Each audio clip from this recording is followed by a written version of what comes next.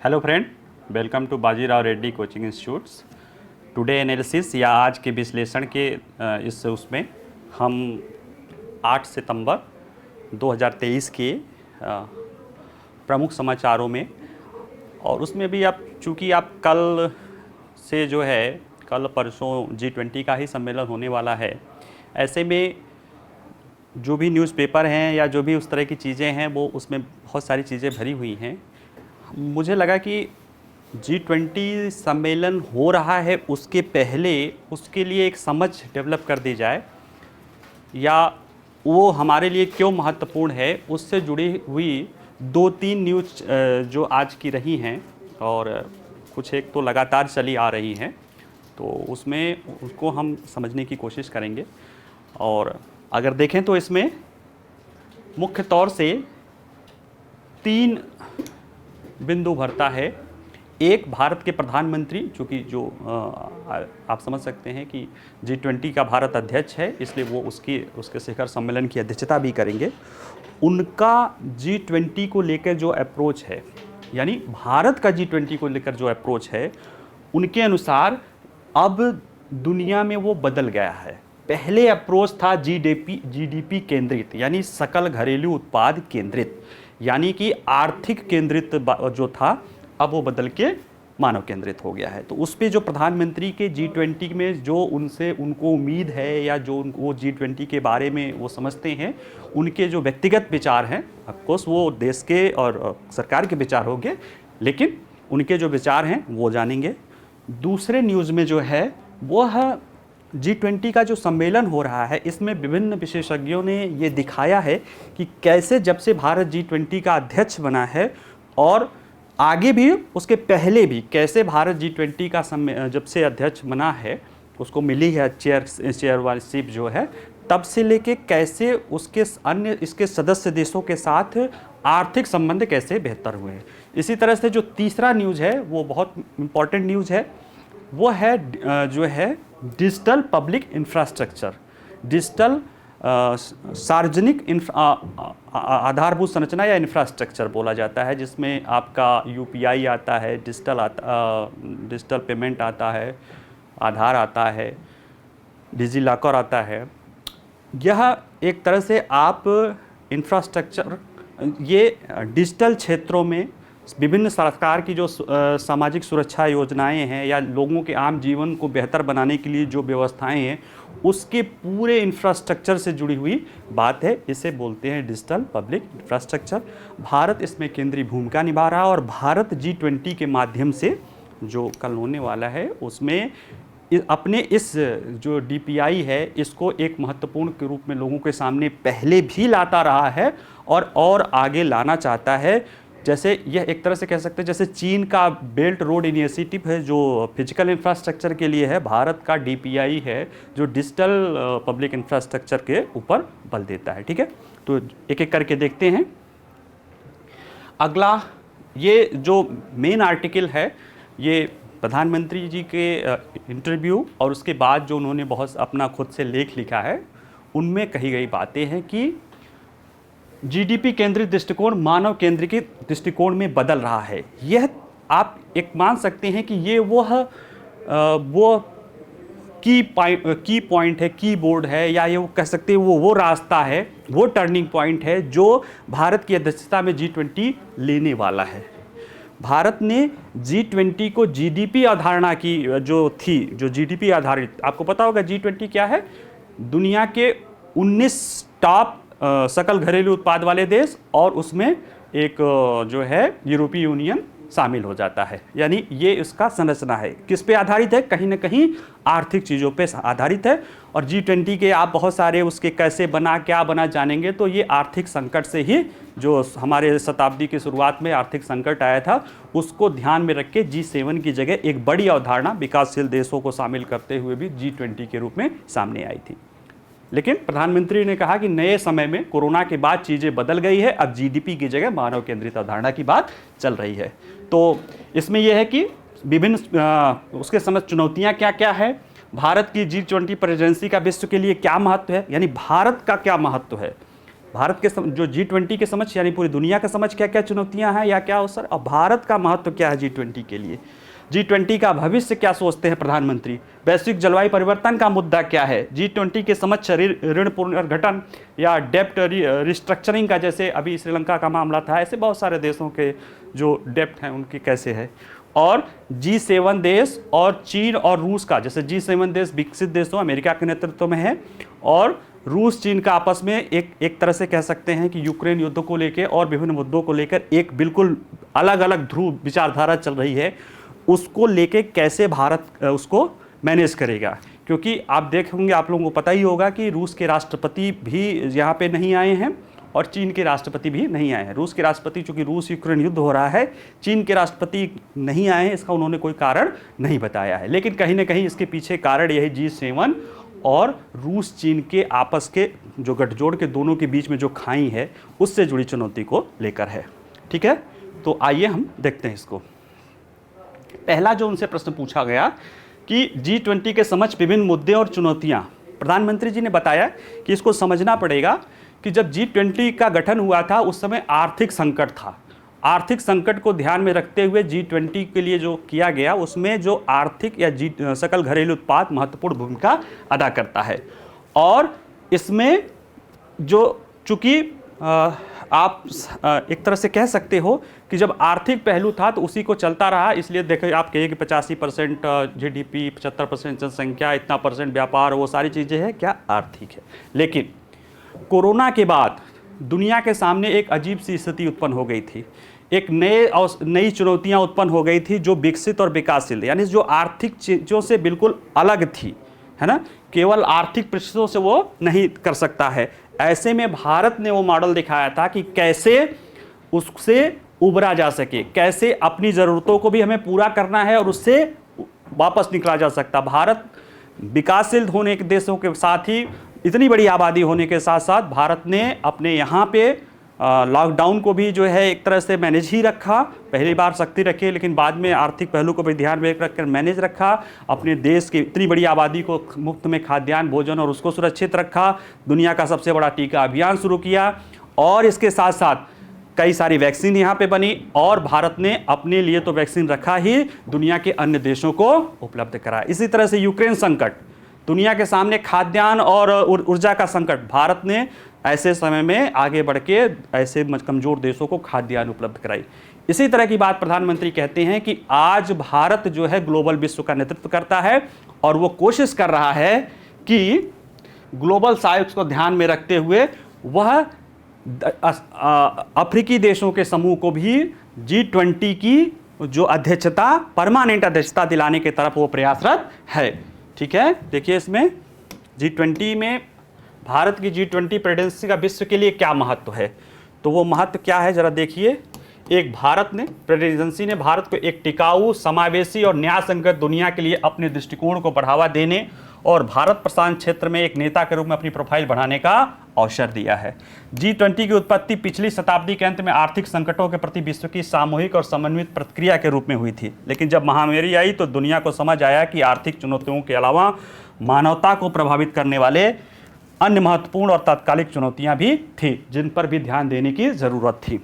और ऐसे में महामारी के प्रति एक स्पष्ट और समन्वित दृष्टिकोण के माध्यम से भारत की प्रतिक्रिया, प्रौद्योगिकी का उपयोग करके सबसे कमज़ोर लोगों को सीधे सहायता, जो फ्री में अनाज और सरकार देती थी, दुनिया का सबसे बड़ा टीका अभियान चलाना, लगभग 150 देशों के साथ दवाओं और टीकों का साझा करना, यहाँ तक कि अमेरिका तक को भारत ने दवाएं दी है। जब दुनिया के अपने देश बना के PPE किट और जो है मास्क नहीं दे रहे थे, तब भारत ने अपने वैक्सीन को भी दुनिया के देशों को, खासतौर से कमज़ोर देशों को दिया। तो वही बात है कि ये बताता है कि भारत किस तरह से भारत की नेतृत्व मानवता की तरफ ले जा रही है। इन पर ध्यान दिया गया और इसकी सराहना भी की गई है। भारत की G20 की अध्यक्षता के सकारात्मक प्रभाव भी सामने आ रहे हैं। वैश्विक मामलों में वैश्विक दक्षिण, विशेष रूप से अफ्रीका के लिए अधिक समावेशन की दिशा में प्रयास तेजी से होने लगे हैं। भारत की G20 की अध्यक्षता में तथाकथित तीसरी दुनिया के देशों को भी विश्वास के बीज बोए हैं। और इसमें भी आगे है कि जो भविष्य क्या होगा अब G20 का, G20 का भविष्य होगा अब G20 अभी तक, यानी अभी तक जब से बनी थी अभी तक उसका दृष्टिकोण था जीडीपी केंद्रित। अब उसका दृष्टिकोण कैसा हो जाएगा? जीडीपी केंद्रित दृष्टिकोण की जगह मानव केंद्रित दृष्टिकोण में बदलना होगा। और इसके लिए ऐसा क्यों है? क्योंकि आज दुनिया के सामने सिर्फ आर्थिक संकट नहीं, कई बहुत सारे ऐसे संकट हैं, जैसे खाद्य सुरक्षा का संकट है, गरीबी तृतीय विश्व के देशों में यानी वैश्विक, जिसे ग्लोबल वैश्विक कहा जाता है, विकासशील देशों में है, महामारी का इस तरह के संकट और इस तरह की समस्याएं आ रही है, ऋण का संकट है, जलवायु की समस्याएं हैं, ऐसी बहुत सारी समस्याएं हैं जिनको पहचानना है और ऐसा करना है। देशों को प्रभावित करने, उसके प्रभाव के मानदंड बदल रहे हैं और इससे पहचाने की भी ज़रूरत है। प्रधानमंत्री जी इसका कहने का अर्थ है कि पहले जीडीपी और इस तरह की चीज़ें महत्वपूर्ण थी, वैश्विक संबंधों में लोगों को प्रभावित करने के लिए गन और बोट, यानी जो मिलिट्री पावर, और बोट मतलब जो आर्थिक पावर देता था। आज चीज़ें बदल रही हैं। आज लोग ये देख रहे हैं कि कौन सा देश, जैसे भारत अपना जो उसकी डिप्लोमेसी है उसमें वो भारत दुनिया में, भारत की क्या है, भारत दुनिया को एक विश्वगुरु की बात कहता है। वो रास्ता दिखाना चाहता है किधर, कि कैसे अपनी अर्थव्यवस्था को बगैर नुकसान पहुंचाए कैसे स्वच्छ ऊर्जा विकल्पों की तरफ जाया जा सकता है, कैसे अपने देश के लोगों को वैश्विक जो है कोरोना से बचाते हुए, यथासंभव बचाते हुए दुनिया के अन्य देशों को भी दी जाए, कैसे अपने खाद्यान्न सुरक्षित करके दुनिया के अन्य देशों को भी दिया जा सके। ये सारी बातें इसमें की गई है।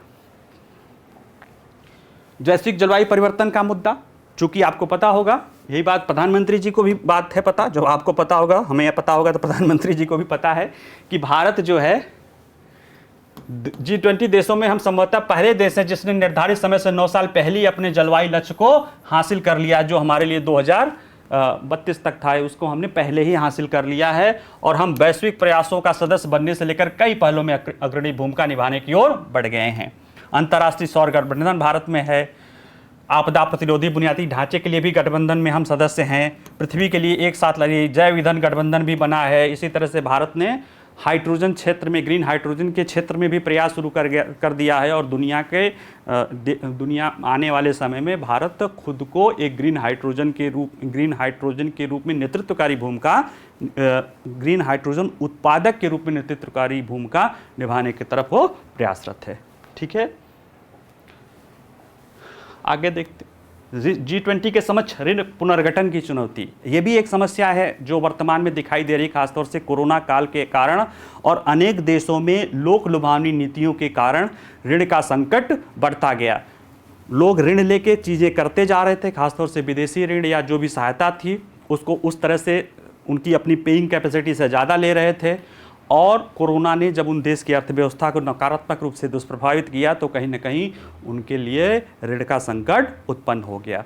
अब उस ऋण को संकट के लिए जब उनको करना हुआ तो जो मल्टीलेटरल जो है डेवलपमेंट बैंक्स हैं, यानी IMF या वर्ल्ड बैंक है, उनके द्वारा उस तरह का बिहेव नहीं किया गया जिस तरह का बिहेव वो विकसित देशों के साथ करते हैं। यानी कहीं न कहीं भेदभाव की शिकायतें सामने आई। जैसे श्रीलंका का ऋण संकट, भले वो आप कह सकते हैं कि सबसे बड़ा ऋण देने वाला वहाँ पे चीन ही है, चीन वहाँ पे अपने आर्थिक स्ट्रैटेजिक हितों को देखने के लिए कहता है, भारत के प्रति भड़काता है, लेकिन चीन को श्रीलंका के मामले में जब IMF में गारंटी देने की बात थी तो सबसे पहले गारंटी देने वाला देश कौन था? भारत था। तो भारत ने हमेशा आगे बढ़ के ये चीज़ें दिखाई है। प्रधानमंत्री जी कह रहे हैं कि ये बात, उसके साथ साथ राज्यों के लिए भी हम लोग कह रहे हैं कि लोक लुभावनी नीतियाँ नहीं बना के वित्तीय अनुशासन को ध्यान में रखना होगा, क्योंकि पैसा तो अंततः जनता के जेब से जाता है और जब आर्थिक संकट आता है तो जो लोग सबसे अधिक परिणाम भुगतते हैं वे अक्सर सबसे गरीब और कमज़ोर वर्ग, जो हाशिए पे पड़ा वर्ग है, उसी को आर्थिक संकट का सबसे ज़्यादा सामना करना पड़ता है। ठीक है, अगला है मुद्दा जो इसी G20 में जो एक मुद्दा बड़ी आया है, अभी चल ही रहा, देख ही रहे हैं, 2 लोग जो है नाराज़ होकर फूफा बन के जो है नहीं आए हैं। एक यहाँ तो युद्ध ही छेड़ रखे हैं, एक तो फूफा बन गए हमारे शी जिनपिंग साहब। चलिए कोई बात नहीं, फूफा लोग तो चलता रहता है। इसमें जो G7 और एक मुद्दा ये अनेक देख रहा है, चाहे SCO का देखे, अनेक प्रश्नों पे, एक G7 के देश एक तरफ है, एक तरफ रूस और चीन है।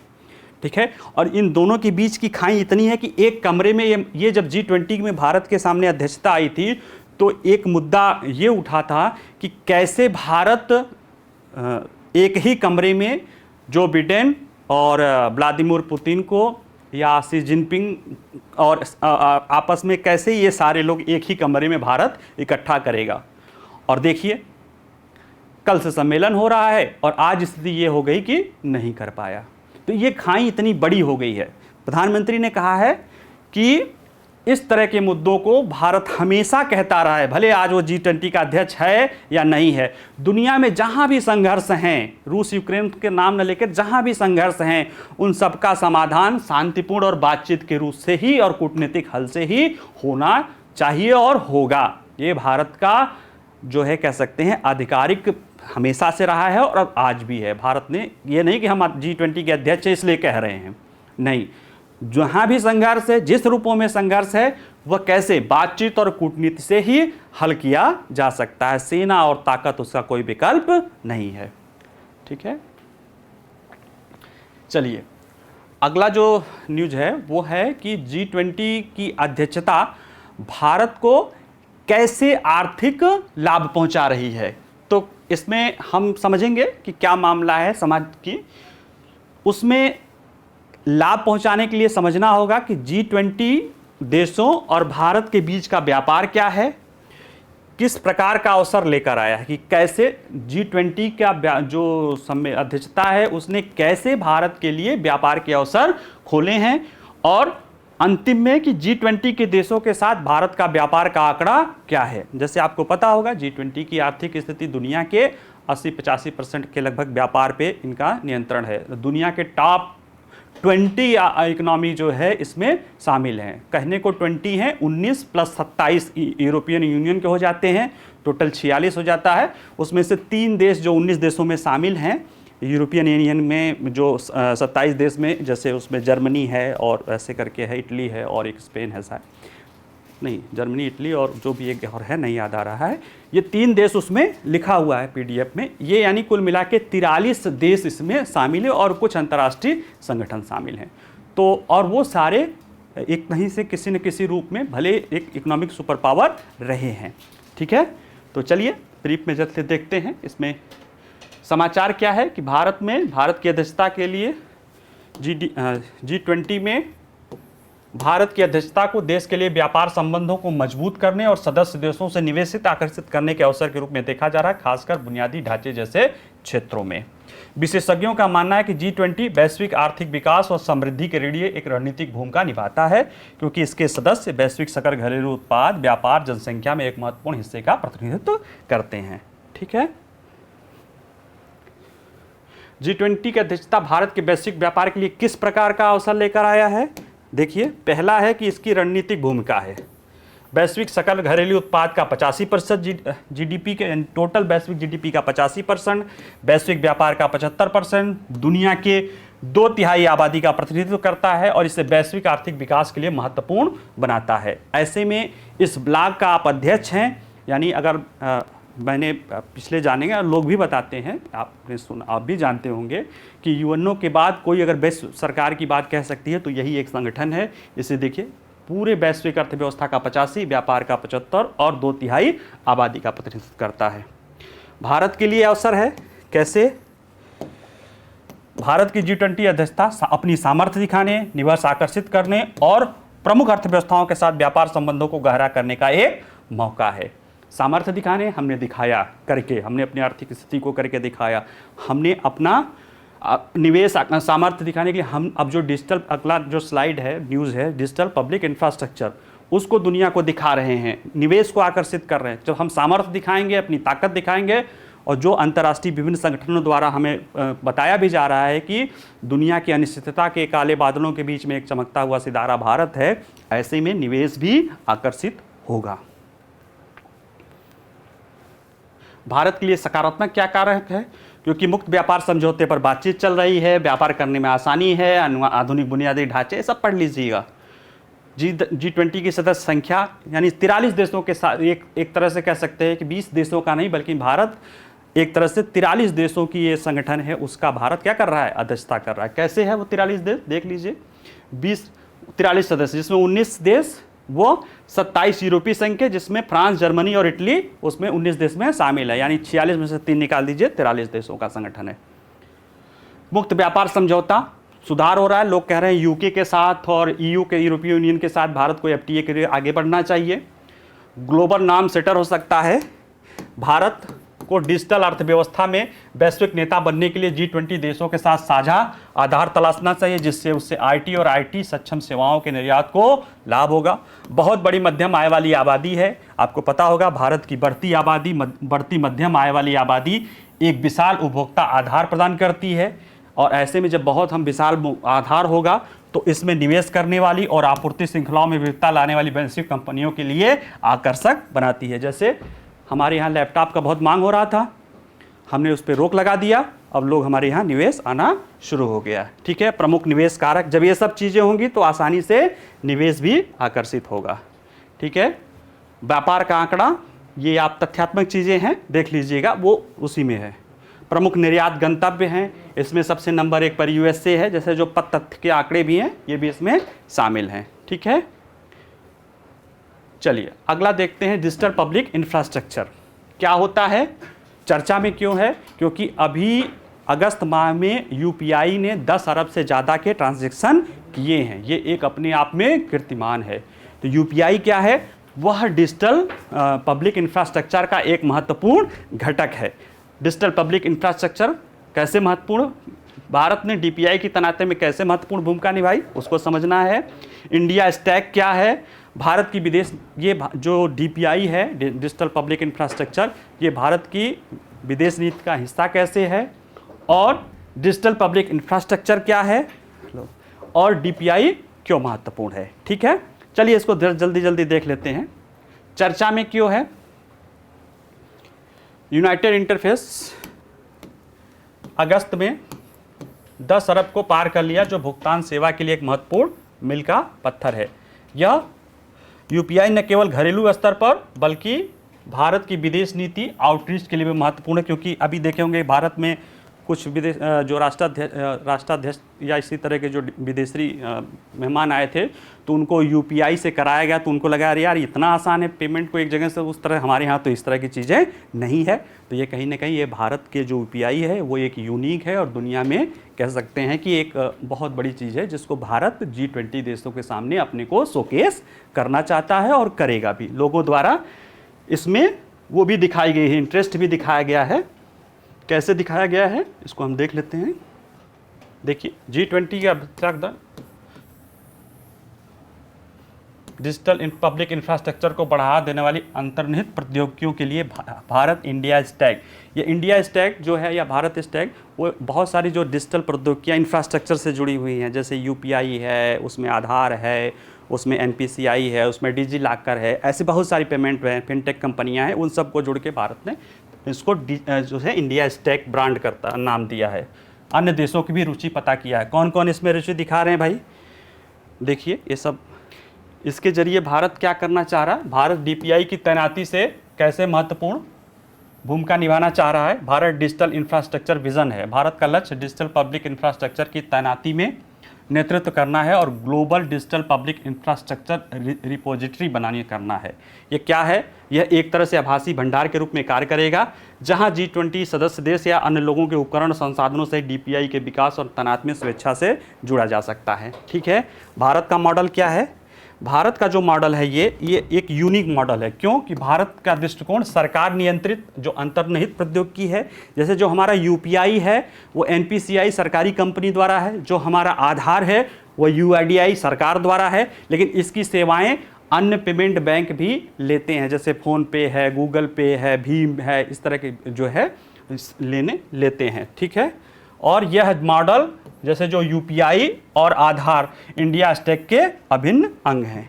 इंडिया स्टैक क्या होता है, इंडिया स्टैक एक डिजिटल कोड और डिजिटल सार्वजनिक वस्तुओं के सेट का उपनाम है। यानी डिजिटल कोड के आधार पे और जो डिजिटल सार्वजनिक सेवाएं, यानी सार्वजनिक सेवाओं में क्या होता है, बैंकिंग, स्वास्थ्य और भी इलेक्ट्रिसिटी, यानी जो भी सरकार लोगों को सेवाएं उपलब्ध कराती है और उसका एक डिजिटल कोड होता है, दोनों के जुड़ाव की बात की जाती है, जिसका उद्देश्य क्या है कि जनसंख्या के पैमाने पर पहचान, डेटा और भुगतान की आर्थिक प्राथमिकताओं को अनलॉक करना है। इंडिया स्टैक की संरचना में 3 महत्वपूर्ण परतें शामिल होती हैं। पहला की पहचान, जिनको करना है उनका पहचान कैसे करेंगे, उसके लिए क्या है, आधार कार्यक्रम पर आधारित डिजिटल प्रमाण प्रणाली। अब पहचान तो हो गया, उसके बाद क्या करना है, पहचान के बाद भुगतान करना है। भुगतान, डिजिटल भुगतान, पहचान आधारित डिजिटल भुगतान, इसके लिए यूपीआई दूसरी परत बनता है। यह जो national payments corporation of India के संरक्षण में है, जो फोन पे, गूगल, पेटीएम जैसी तृतीय पक्ष निजी संस्थाओं को लाइसेंस दिया गया। डेटा प्रबंधन, अब इतना सब कुछ होगा तो डेटा प्रबंधन के लिए भी बात किया जाएगा। इसके लिए भारत प्रशासन के लिए एक मॉडल बनाने पर केंद्रित है। यह data empowerment and protection architects DEPA नामक नीति के अनुसार संचालित होता है। उदाहरण देख लीजिए इसके क्या क्या है। इंडिया स्टैक के यूपीआई के अलावा डिजिटल समाधान पेश किए। इसमें कोविन ऐप है, डिजिलॉकर है, आरोग्य सेतु है, सरकारी ई मार्केट यानी जीईएम है। ये सभी क्या हैं, इंडियन स्टैक के उदाहरण है। ठीक है। भारत की विदेश नीति का हिस्सा कैसे है, क्योंकि भारत ने इंडिया स्टैक साझा करने के लिए Armenia, Sierra Leone, Suriname, Antigua, Barbuda, Mauritius, Saudi Arab जैसे देशों के साथ समझौता किया है। साथ ही में यूपीआई को, इसमें तो वो सारे किया है, तीनों चरण। साथ ही में यूपीआई को फ्रांस, यूएई, सिंगापुर, श्रीलंका जैसे अंतर्राष्ट्रीय बाजारों में भी लाया गया है। जापान जैसे देशों में भुगतान प्रणाली को भी अपनाने में रुचि दिखाई है। यह DPI, digital public infrastructure, G20 की अध्यक्षता के दौरान भारत के बारे में सरकार की समग्र कहानी का एक महत्वपूर्ण हिस्सा रहा। यानी अगर G20 की अध्यक्षता में भारत ने इस पे बहुत बल दिया है, क्योंकि भारत को लगता है कि यह, इसके द्वारा भारत दुनिया में अपनी पहचान, ज़्यादा अच्छी पहचान बना सकता है। जो नवीन अवधारणा है कि कैसे डिजिटल माध्यमों से इंडिया स्टैक, जिसमें identification, payment and data management के द्वारा वो बहुत बड़े पैमाने पे लोगों को बेहतर सुविधाएं उपलब्ध, पब्लिक गुड जिसे कहते हैं, उपलब्ध करा पा रही है। खास तौर से जब दुनिया में लॉकडाउन लग गया था, दुनिया के अन्य इंफ्रास्ट्रक्चर उस तरह से प्रभावित हो गए थे। तो डिजिटल पब्लिक इंफ्रास्ट्रक्चर क्या है, जल्दी से इसको भी देख लेते हैं।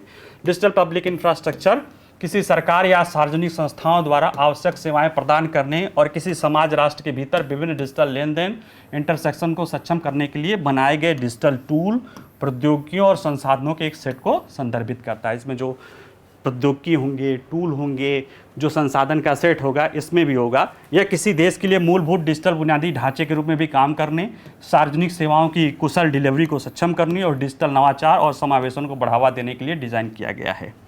डीपीआई की तुलना आप सड़क, पुल, रेलवे, हाईवे जैसे चीज़ों से भी कर सकते हैं। जैसे सड़क का काम क्या है, लोगों को आवागमन की सुविधा देना। उसी तरह से जो ये डिजिटल पब्लिक इंफ्रास्ट्रक्चर है, यह भी लोगों तक आवागमन की, जैसे आपको पेमेंट के लिए पहले बैंक जाना पड़ता था, अब आपके खाते में सीधे पैसा आ जा रहा है। आधार लगा के आपके खाते में सीधे पैसा आ जा रहा है। बहुत सारी सुविधाएं आप सरकार आपको इसी इंडिया स्टैक या डिजिटल पब्लिक इंफ्रास्ट्रक्चर के द्वारा देने में सक्षम हो रही है। ठीक है। डीपीआई क्यों महत्वपूर्ण है, क्योंकि इससे असमानता में कमी आती है। यह बैंकिंग, ऋण, भुगतान पर व्यापक पहुंच की सुविधा प्रदान करता है, विशेष रूप से महिलाओं जैसे वंचित समूहों को। आपने देखा कि अभी जो मामला हुआ था उसमें ये था कि जो वित्त मंत्री ने कहा कि जो सामान्य बैंकिंग सिस्टम है वह 26% लोगों तक पहुंचे हैं। जो नॉर्मल है, 33%, जो नॉर्मल है वह 36% लोगों तक पहुंचा, और उन क्षेत्रों में जहां पे सामान्य बैंकिंग स्थिति पहुंच नहीं सकती है। स्वास्थ्य और कल्याण, यह कानूनी पहचान को मेडिकल रिकॉर्ड से जोड़कर डिजी हेल्थ जैसी चीज़ों को दे रहा है। सतत आर्थिक विकास में किसानों, ग्रामीण उद्यमियों को भी महत्वपूर्ण डेटा, सेवाएं, चेतावनियाँ देकर उनके लिए सतत आर्थिक विकास का रास्ता उपलब्ध करा रहा है। ठीक है। आप इसको वीडियो को सुन लीजिएगा, काम भर की सारी चीज़ें बता दी गई हैं। और जो फिर वही PDF पढ़िएगा, इसको करके अपना नोट्स बना के आगे आप उसको इस्तेमाल करिएगा। चलिए, बहुत बहुत धन्यवाद और आप लोग अपना ख्याल रखिएगा। नमस्कार।